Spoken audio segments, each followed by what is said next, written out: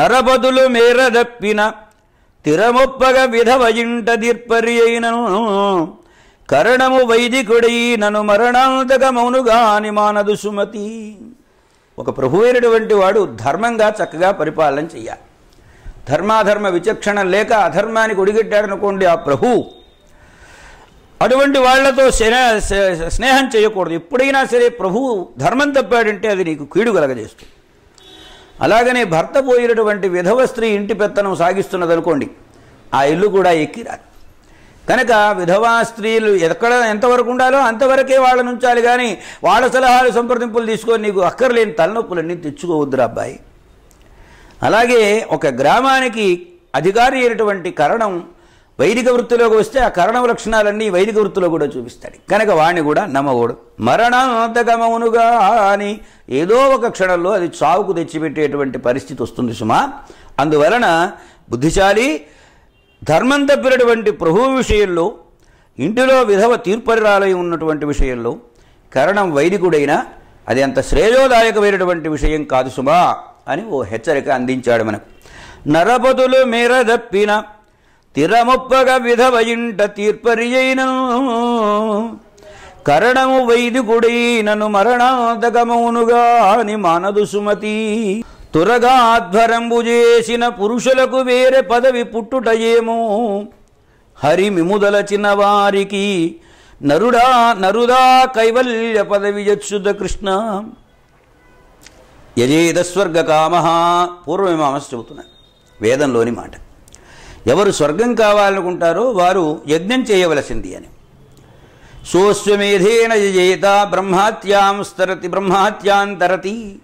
బ్రహ్మహత్యా మహాపాతకం వంటివి పోవాలి అంటే అశ్వమేధయాగం చేయవలసింది అని. ఎవడు అశ్వమేధయాగం చేస్తాడో అటువంటి వాడు బ్రహ్మహత్యాంత రూపమైన మహాపాపాలను పోగొట్టుకుంటాడు అని. అశ్వమేధయాగం చేసినటువంటి వారికి వేరే పదవి ఏదైనా వస్తుందో రాదో తెలియదు, కానీ పరమాత్మ ఓ హరి నిన్ను తలచినటువంటి వాడు ఖచ్చితంగా మోక్షాన్ని పొందుతాడయ్యా. ఇది సులువా అది సులువా అన్నారు. ఏదో పదవిలో కూర్చొని అధికారం విలయించాలనుకోవడం కంటే మోక్షాన్ని సంపాదించుకోవడం ఉత్తమమైనటువంటి ఫలం కదా. హరిని నామస్మరణం చాలా గొప్పది సుమా అని హరినామము యొక్క ప్రాశస్త్యాన్ని గురించి కృష్ణశతకారుడు వివరించుతున్నాడు. తురగాధ్వరంబు చేసిన పురుషులకు వేరే పదవి పుట్టుటయేమో హరిమి ముదలచిన వారికి నరుడా కైవల్య పదవి యచ్యుత కృష్ణ. ఇనుము విరిగనేని ఇనుమారు ముమ్మారు కాల్చి ఎత్తుకవచ్చు క్రమముగాను మనసు విరిగనేని మని కూర్పవచ్చునా విశ్వదాభిరామ వినురవేమా. ఇనుము విరిగిపోయింది, 2 ముక్కలు. దాన్ని నిప్పులో వేసి కాల్చి దీన్ని కరగబెట్టి దాన్ని కరగబెట్టి ఒకదాని మీద ఒకటి పెట్టి ఆ రెంటిని సమం చేసి ఎలాగోలాగా 2 సార్లు 3 సార్లు దాన్ని బాగా దగ్ధం చేసి వేడెక్కించి దాన్ని మళ్ళీ కలిపి ఒక ముక్క చేయొచ్చు. కానీ మనస్సు విరిగిపోయిన తర్వాత ఆ విరిగిన మనస్సును మళ్ళీ ఒకటి చేయడం అనేటువంటిది సాధ్యమవుతుందా? సాధ్యం కానే కాదు. కనుక ఇతరుల మనస్సు నొచ్చుకునేటట్లుగా ఎప్పుడూ కూడా ప్రవర్తించకూడదు. అందరితో స్నేహం కావాలి. వాళ్ళ మనస్సు కష్టపడకుండా మన మాట మన ప్రవర్తన ఆధారపడి ఉండాలి. ఇనుము విరిగని ఇనుమారు ముమ్మారు కాల్చి అతగవచ్చు క్రమముగాను మనసు విరిగనేని మరి కుర్పవచ్చునా విశ్వదాభిరామ వినురవేమా.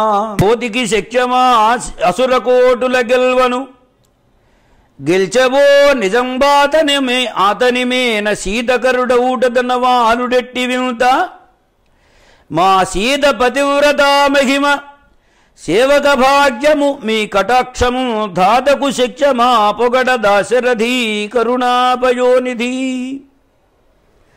కరుణానిలయుడైనటువంటి ఓ దశరథనందన రామచంద్ర, రాక్షస సమూహాలు జయించడం అనేటువంటిది ఒక కోతికి సామాన్యమా?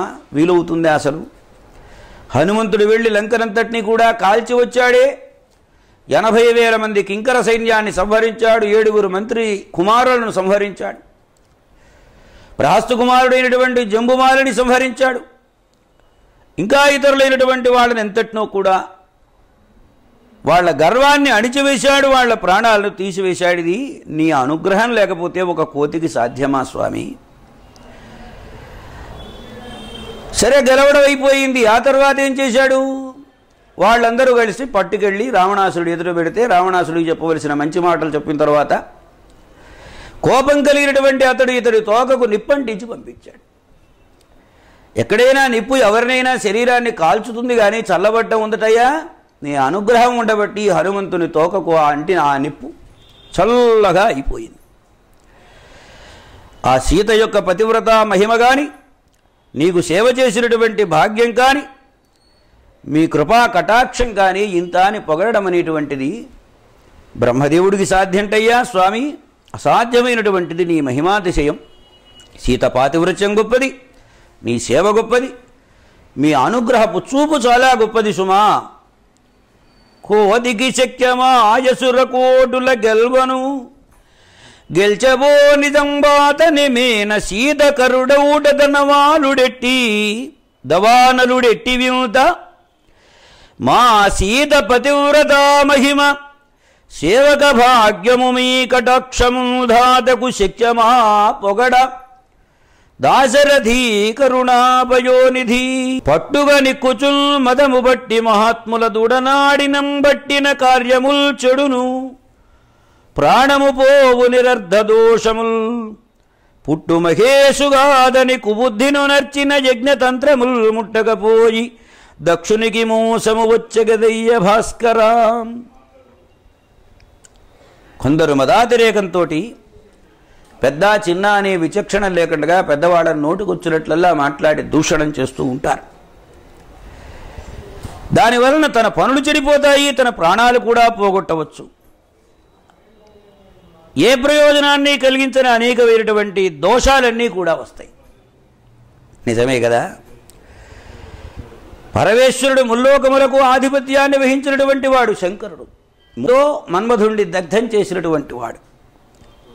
అటువంటి వాణ్ణి కాదని నిరీశ్వర యాగం అనేది ప్రారంభం చేశాడు. ఆయన్ని అవమానించడమే పనిగా పెట్టుకుని దక్ష ప్రజాపతి ఆ యజ్ఞతంత్రములు చేసినటువంటి ఆ దక్షునికి మోసం వచ్చింది కానీ పరమేశ్వరునికి ఏవైనా ఇబ్బంది కలిగిందటయ్యా. ఆయనగానే ఉన్నాడు, ఇతడు మాత్రమే నష్టాన్ని పొందాడు. పట్టుగా నిక్కుచును మదము బట్టి మహాత్ముల దుడనాడినం బట్టిన కార్యముల్ చెడును ప్రాణము పోవు నిరర్ధ దోషముల్ పుట్టు మహేశుగాదని కుబుద్ధిను నర్చిన యజ్ఞతంత్రముల్ ముట్టకపోయి దక్షునకు మోసము వచ్చగదయ్య భాస్కరా.